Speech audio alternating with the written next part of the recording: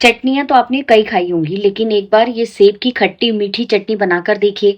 खाने में तो मज़ा आएगा ही। पराठे, ब्रेड किसी भी चीज़ पे लगा सकते हैं। इसके अलावा बहुत ज़्यादा सेहत के लिए फ़ायदेमंद होती है, क्योंकि इस मौसम में बहुत बढ़िया सेब आ रहा है तो और थोड़ा-सा खट्टा होता है। तो उसकी ये चटनी आप आराम से बना सकते हैं और फटाफट से सिर्फ़ 5 मिनट में बन जाएगी। Hello friends, welcome to my channel easy and tasty. तो चलिए ईज़ी एंड टेस्टी चटनी की रेसिपी शुरू करते हैं। एकदम चटपटी सी बनी हुई है, तो चैनल को लाइक शेयर और सब्सक्राइब जरूर कीजिएगा। इसके लिए मैंने 600 ग्राम के लगभग सेब लिए हैं। अच्छे से धोकर पोंछ लिया और उसका छिलका हम उतार देंगे और बीच में से जो बीज वाला पोर्शन होता है उसको भी इस तरह से निकाल लेंगे। उसके बाद हम इसे रफली चॉप कर लेंगे।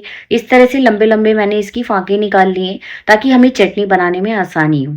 इसी तरह से सारे सेब को हम काट कर तैयार कर लेंगे। सेब को काट कर पहले से नहीं रखना, क्योंकि ये जल्दी जल्दी लाल पड़ने लग जाता है जैसे ही हवा के कांटेक्ट में आता है। तो बस जब आपको चटनी बनानी हो तभी सेब फटाफट काटेंगे। अब फ्राइंग पैन में सिर्फ 1 चम्मच तेल लेंगे। इससे ज़्यादा ऑयल का इस्तेमाल नहीं करना है। 1 छोटा चम्मच इसमें मैंने सौंफ डाल दी है। आधा छोटा चम्मच मैंने इसके अंदर जीरा डाल दिया है। जब जीरा और सौंफ थोड़े से भून जाएंगे तो इसमें चुटकी भर हींग डाल देंगे। बहुत ही बढ़िया फ्लेवर आएगा और आप इस चटनी को आराम से 1 हफ्ते 10 दिन तक फ्रिज के अंदर रख सकते हैं और किचन शेल्फ पे भी ये 2-3 दिन तक बिल्कुल ख़राब नहीं होने वाली है। बस अब ये जीरा सौंफ जब अच्छे से भून जाएंगे तो मैंने इसके अंदर जो सेब हमने काट के रखा है ना, वो डाल देंगे और एक बार इसे अच्छे से मिक्स कर देंगे ताकि सारा सेब जो है ना, वो इसके ऊपर जो हमने मसाले डाले हैं सौंफ और जीरा, उनकी एक लेयर बन जाए और ये हल्का हल्का कुक होना स्टार्ट हो जाएगा।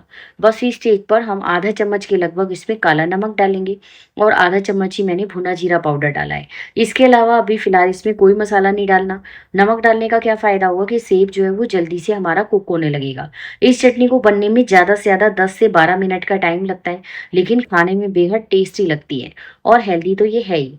अब हम इसे ढककर पका लेंगे। ढककर मैंने 5 मिनट तक पकाया और 5 मिनट के अंदर ये देखिए सेब जो है वो बिल्कुल नरम पड़ने लगा है। बीच बीच में आज हमारी लाइट जा रही है, तो आपको हो सकता है थोड़ा सा शेड का डिफरेंस आने लग जाए, यानी कि चटनी जो है उसका फाइनल कलर, उसका शेड कुछ और आए और बीच बीच में और, क्योंकि ये लाइट का फर्क पड़ जाता है। अब हम क्या करेंगे, इस सेब को हल्का हल्का या तो करछी से या मैशर से मैश कर देंगे और थोड़े बहुत चंक्स इसमें ऐसे ही रहने देंगे। आधा चम्मच काली मिर्च का पाउडर डाला है। 1 छोटा चम्मच कश्मीरी लाल मिर्च पाउडर डाल दिया है, इससे कलर बहुत अच्छा हो जाएगा। 1/4 टीस्पून मैंने इसमें हल्दी पाउडर डाल दिया है और आधा चम्मच ही मैंने इसके अंदर दालचीनी का पाउडर डाल दिया है। सेब के अंदर दालचीनी के पाउडर का बहुत ही बढ़िया टेस्ट आता है, तो आप जरूर से डालिएगा। एक बार फिर से इसको हल्के हाथ से मिक्स कर लेंगे। इस समय ये आपको पेस्ट जैसा लगेगा, क्योंकि अभी इसके अंदर हमने और कोई भी चीज़ नहीं डाली है। अब इस चटनी को बनाने के लिए हमें थोड़ा सा इसको प्रिजर्व करने के लिए गुड़ की ज़रूरत है। तो 200 ग्राम मैंने गुड़ के छोटे छोटे टुकड़े काट लिए हैं और 200 ग्राम के लगभग ही मैंने मिश्री ले ली है। दोनों चीज़ों को डालने के बाद एक बार फिर से हल्के हाथ से इसको मिक्स करेंगे। जैसे जैसे ये दोनों चीज़ें मेल्ट होती जाएंगी ना, वैसे वैसे ये काफ़ी चटनी लिक्विडी हो जाएगी। अगर आपको ऐसे लगे कि इस समय आपको ये थोड़ी कम लिक्विड लग रही है, तो आप बिल्कुल 1/4 कप के लगभग पानी डाल सकते हैं। 1 चम्मच के लगभग मैंने अदरक को बारीक बारीक जो है वो कूट के डाल दिया है। इसका बहुत बढ़िया फ्लेवर आता है। अदरक और दालचीनी इस चटनी के अंदर बहुत ही अच्छी लगती है, तो ज़रूर से डालिएगा। अब ये देखिए अच्छे से इसे मैंने मिक्स कर लिया। अब इसे हम ढककर पका लेंगे। जब ढककर 2-3 मिनट पकाया तो ये देखिए इसका कलर भी चेंज हो गया, क्योंकि जो कश्मीरी लाल मिर्च डाली थी ना, उसकी वजह से। पर मुझे इसका कलर थोड़ा सा अभी कम अच्छा लग रहा है, तो मैंने 1 ड्रॉप के लगभग इसमें रेड फूड कलर डाल दिया है। आप चुकंदर भी डाल सकते हो, उससे इसका बहुत अच्छा रंग आ जाएगा और बच्चों को देखने में ये चटनी बहुत ही बढ़िया लगेगी। ये देखिए 5 से 6 मिनट तक पकाया और बढ़िया चटनी बनके तैयार है।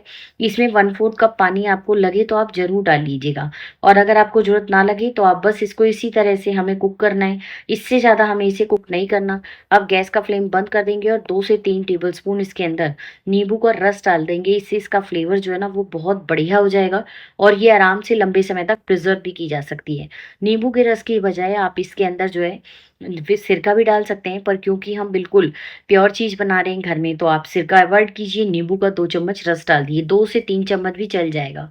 इस बात पे डिपेंड करेगा कि मिश्री और गुड़ डालने के बाद चटनी कितनी मीठी हुई है।